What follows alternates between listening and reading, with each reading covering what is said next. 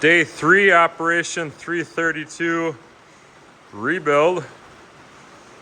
It's 45 degrees out in Wisconsin, middle of January.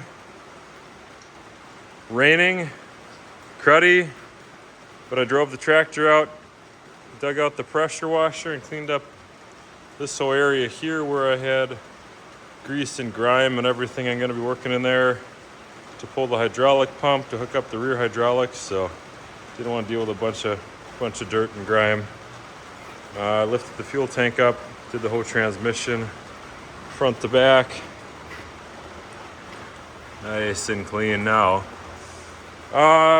There's been several reasons why I haven't wanted to take this on for many years. One of them is just I got 75 plus 50 pounds of weight on each wheel.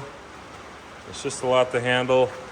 You end up scratching stuff and banging stuff. So took those weights off. You can see how deep dish these wheels are. I mean, they're way in there, so that's how I can get those starter weights sucked in so tight and not have them stick out. Here's a trick I've been using over the years.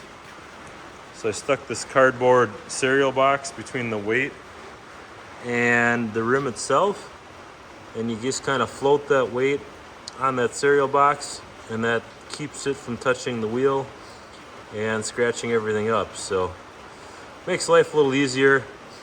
Simple tricks like that. I'm going to put all the weights on this furniture dolly so I can move them around without having to pick them up 50 times. So that should work good. I think after that I can start draining fluids, start disconnecting things. I'm going to let everything dry off for a day. It's so damp and humid outside right now.